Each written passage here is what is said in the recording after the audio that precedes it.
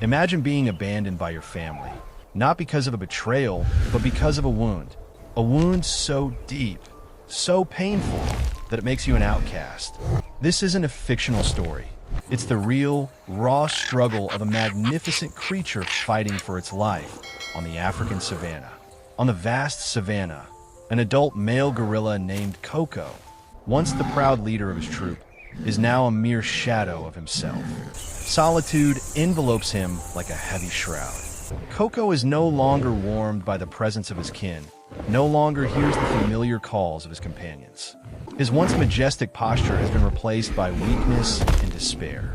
The pain doesn't just come from within. Half of Koko's face is disfigured by a massive, swollen, and constantly throbbing abscess.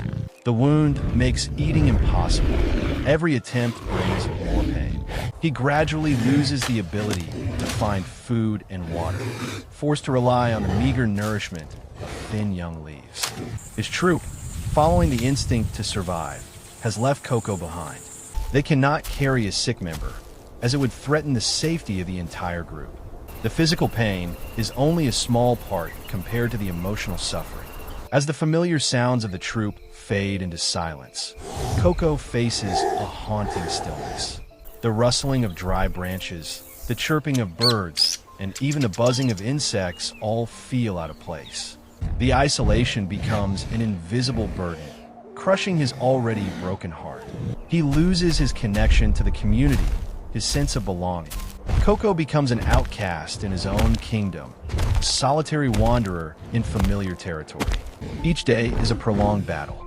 The pressure of hunger, the torture of the wound, and the surrounding loneliness push Koko to the brink of collapse. This pain becomes an invisible barrier, preventing him from seeking help and rejoining his group. He lies slumped in a thicket, his body exhausted, his breath faint. His eyes become empty and lifeless, as if he has accepted his cruel fate. But even in the most desperate moments, there is always a glimmer of unexpected hope. Everything only truly changes when an unlikely savior appears. What if a moment of pure, raw pain is the very thing that saves you? In the heart of the savannah, a small black hornbill appeared, not as a predator, but as a messenger of mercy. For several days, Koko lay motionless. His body was exhausted. He had almost given up all hope. The abscess on Koko's face grew more swollen and hard, becoming a ticking time bomb that could burst at any moment. A foul odor emanated from it, attracting swarms of flies. As Koko lay completely drained of energy, a small black hornbill suddenly landed on a nearby branch. The appearance of the small bird seemed insignificant, but it immediately became the focal point of the story. The bird observed Koko for a moment. Then, without hesitation, it landed directly on Koko's troubled face. It began to peck. The pecks were sharp and painful, repeatedly striking the swollen abscess. Koko flinched, groaning in pain, but he was too weak to resist. This pain was unlike any before. It was the pain of release. And then, a squelching sound rang out. The abscess burst, and thick, pus-filled fluid gushed out. The foul smell became more pungent than ever, but it was accompanied by an unexpected sense of relief. The tightness in his chest was gone, and Koko could breathe more easily. The hornbill's peck, though an instinctive act, had become a small miracle. It had helped Koko escape the burden of the abscess, if only temporarily. The bird's action was not an act of compassion in the human sense, but a miraculous coincidence of nature. It was an intervention from the universe, a small act with enormous consequences. It planted a new seed of hope in Koko's heart, reminding him that even in the loneliest moments, life can find a way out. However, even with this brief reprieve, the real battle was just beginning. The open wound also meant that Koko had to face a new, far more dangerous enemy. Sickness can be a relentless tide, pulling you deeper and deeper until you can no longer fight. For Koko, the burst abscess became a new, more dangerous enemy. Koko's relief was short-lived. After the abscess burst, the wound became severely infected. It swelled, became filled with pus, and gave off a foul odor. Instead of bringing healing, it became a gateway for bacteria to invade Coco's body. His strength was drained by the persistent fever and the constant, throbbing pain. He became weak, almost immobile, a tragic figure on the brink of death. Coco lay motionless on the damp ground, his body burning, his breath weak. The wound on his face became a black hole swallowing his life. Flies and insects buzzed around him, signaling an inevitable end. Coco had fought, but his body could not endure any longer. He had almost given up, accepting his cruel fate. But in the most desperate moments, luck knocked on his door once again. Two park rangers on a routine patrol Coco. discovered Coco. We They have to recognized his critical Yes, we do. condition. So, Seeing a majestic gorilla brought down by a small wound, Yes, they we felt do. great pity. Their courage and compassion overcame their instinctual fear. They knew that Coco would not survive without immediate medical attention. Without hesitation, one of the rangers quickly called the wildlife rescue team. "We have an emergency," he said, his voice filled with urgency. "An adult gorilla is severely injured. We need help now." This was the moment when human intervention became the only hope. The race against time was Copy on. that. But what happens when a wild animal, in the most critical of conditions, is brought into the world of human medicine? A clinic isn't a place you'd expect to find a wild gorilla. But sometimes, the most unnatural of environments can provide the sanctuary needed for a second chance. The rescue was swift. Coco was carefully approached by the rescue team. He was placed on a stretcher and transported to the ranger station. There, a team of experienced veterinarians was waiting.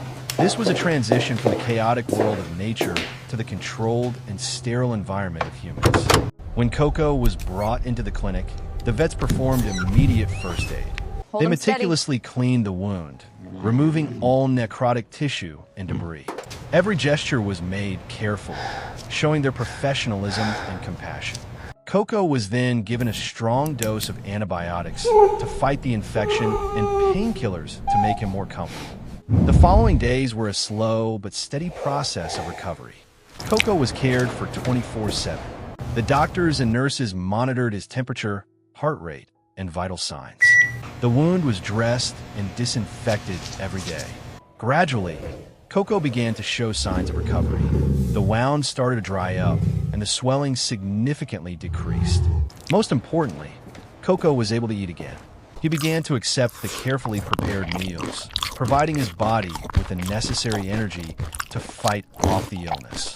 The persistence We did it, and Coco. dedication of It's the medical a team successful yielded recovery. incredible results. Within a week, Coco was able to stand and move slowly. His strength gradually returned. The image of a powerful gorilla being cared for by gentle human hands was deeply moving. It proved that even in completely different worlds, compassion can be a bridge. The physical wound had healed, but what about the invisible scars? The final part of Coco's story proves that true recovery only comes when he is returned home. The final chapter of this story isn't about survival, it's about belonging. What does it mean to be truly healed? It means being able to return to where you were always meant to be. After a month of dedicated treatment and care, Coco had fully recovered. The abscess was gone, leaving only a small scar as a testament to his life or death battle. The vets determined that Coco was healthy enough to return to the wild. The day Coco was released was a moment of triumph. Being returned to the savannah, Coco walked with a renewed dignity. He was no longer the weak gorilla he once was. Strength had returned to every step, and his eyes had regained their pride. Coco breathed the fresh savanna air, listening to the familiar sounds. He began searching for his troop, not with despair, but with a desire for reunion. And then he found them. His troop was gathered near a stream. The familiar calls rang out, and Coco responded. At first, the other gorillas seemed hesitant, but then they recognized him. The lost son had returned. They welcomed Coco not with pity, but with respect. The leader had come back. They embraced him, comforted him, as if the separation had never happened. This moment was not just a physical return. It was a spiritual reunion, the final affirmation of his place in the world. Coco's story is a powerful reminder that even when we feel abandoned, help can come from the most unlikely places. Pain can lead to salvation, and vulnerability can become a bridge to help. Community is paramount, and a single act of kindness can change a life. Do you have a personal story that proves this point? Share your thoughts in the comments below, and don't forget to subscribe to our channel for more stories of resilience, hope, and connection.